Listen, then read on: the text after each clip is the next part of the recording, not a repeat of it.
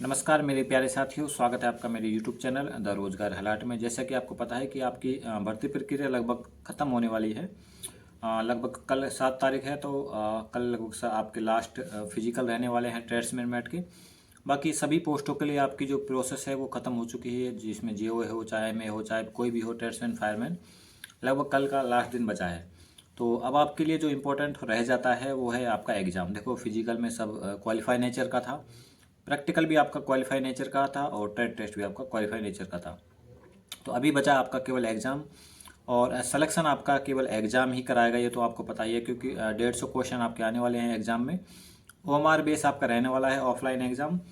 और जो भी उसमें बेहतर करेगा वो सिलेक्शन लेगा, सीधी बात है। आपने चाहे फिजिकल में कितना भी अच्छा आपने फिजिकल दिया हो या फिर फेल हो गए, चलो उनके लिए तो वो तो बाहर हो गए कंपटीशन से। लेकिन जिन जिन ने फिजिकल किया है, उन्होंने चाहे रेस कितने ही समय में की है, उनके कोई नंबर है नहीं, ना ही टेस्ट के, नहीं फिजिक उसके प्रैक्टिकल के।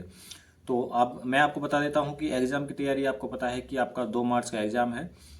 लगभग उम्मीद है कि सभी पोस्टों का एक ही दिन रहने वाला है एग्ज़ाम। और जिस जगह पर आपने आपका फिजिकल दिया है या फिर ट्रेड टेस्ट दिया है या फिर आपका प्रैक्टिकल दिया है, उम्मीद है कि उसी जगह पर आपका रहने वाला है आपका एग्ज़ाम। तो एग्ज़ाम से रिलेटेड मैं कुछ इंपॉर्टेंट चीज़ बता देता हूँ। तो एग्ज़ाम आपका 150 क्वेश्चन आने वाले हैं और ओएमआर बेस रहने वाला है, नेगेटिव 1/4 रहेगी। तो मैं आज आपके साथ सिलेबस डिस्कस करूँगा, जो आपकी इंपॉर्टेंट रहने वाला है सिलेबस आपके लिए। और उम्मीद है वही सिलेबस 80 से 90% उसी सिलेबस में से आएगा। तो सबसे पहले मैं चर्चा करूँगा रीजनिंग की। रीजनिंग में आप मेरे बगल में आप देख पा रहे हो जो टॉपिक मैं बताऊंगा। सबसे पहले चारों सब्जेक्ट के धीरे धीरे करके बताऊंगा। सबसे पहले रीजनिंग है। रीजनिंग में सबसे पहले आता है आपका सादृश्यता, जिसे एनालॉजी कहते हैं, इंपॉर्टेंट टॉपिक है।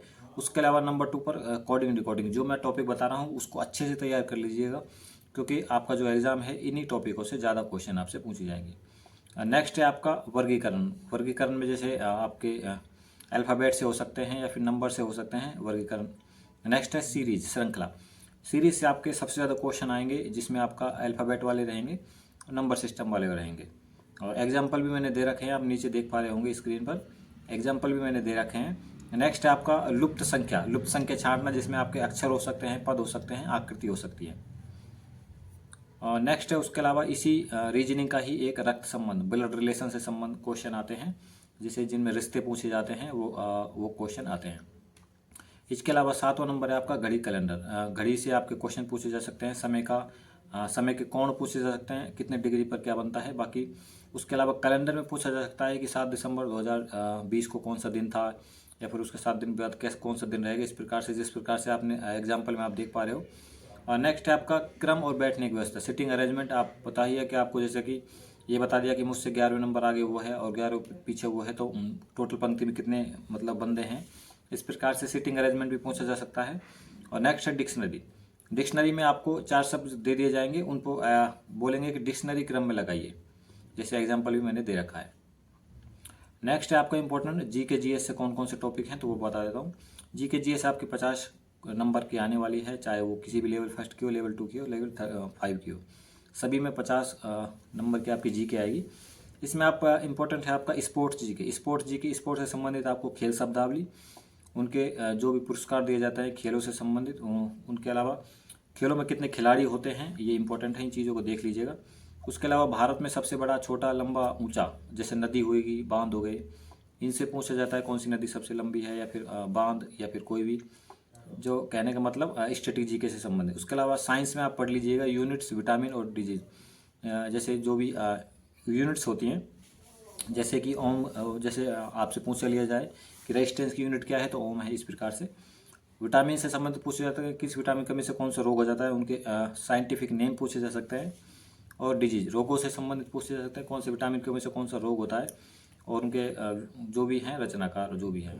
इंपॉर्टेंट दिवस।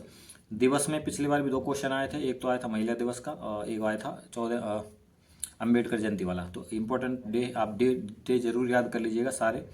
आपके जनवरी से दिसंबर तक जितने भी डे आते हैं इंपॉर्टेंट वाले, देख लीजिएगा। उसके बाद आपके भारत के प्रसिद्ध लोग और उनके उपनाम। उसके अलावा भारत में फर्स्ट को, जैसे फर्स्ट आपके प्राइम मिनिस्टर, या फिर फर्स्ट जो चीज़ें हुई हैं भारत में, चाहे वो कोई से भी फील्ड से हो सकती हैं, वो जरूर देख लीजिएगा। इसके अलावा आपका युद्ध अभ्यास, सेना का पेपर है तो युद्ध अभ्यास जरूर देख लीजिएगा। इसके अलावा भी किसी को अगर नोट्स चाहिए, मैंने पूरा जो भी मैंने सिलेबस दिया है इससे कहीं और बेहतर मैंने कोशिश की है नोट्स में देने की, केवल 49 रुपये में। चलो नेक्स्ट बताते हैं। नेक्स्ट आपका मैथमेटिक्स के कौन से चैप्टर आपको पढ़ने हैं अच्छे से, वो है आपका एक तो साधारण ब्याज, चक्रवृद्धि ब्याज, इसके अलावा आयत, त्रिभुज और वृत्त। नेक्स्ट है आपका अनुपात समानुपात, और उसके अलावा है आपका प्रतिशत, लाभ हानि, वर्गमूल, घनमूल और समय और दूरी। ये इंपॉर्टेंट चैप्टर हैं। इसके अलावा इंग्लिश में आप देख लीजिएगा एक्टिव पैसिव और करंट स्पेलिंग। करेक्ट स्पेलिंग आपसे 4 आपसे दे दी जा सकती हैं, उसमें से करेक्ट स्पेलिंग पूछा जा सकता है तो वो देख लीजिएगा। नेक्स्ट है fill in the blanks. Fill in the blanks में आप आर्टिकल, प्रीपोजिशन, टेंस से यही फिल इन द ब्लैंक्स आएंगे। उसके अलावा एंटोनिम, सिनोनिम्स देख लीजिएगा। वन वर्ड्स तो नहीं आएंगे शायद, बाकी जंबल वर्ड्स, सिटिंग अरेंजमेंट पूछा जा सकता है इंग्लिश के क्वेश्चनों में। तो यही इंपॉर्टेंट आपके सिलेबस था, देख लीजिएगा। बाकी अगर किसी भाई को PDF चाहिए तो मैसेज कर दीजिएगा इसी नंबर पर जो मैंने यूट्यूब पर दे रखे हैं 49 रुपये में। वीडियो पसंद आए तो चैनल को सब्सक्राइब करें। Thanks for watching.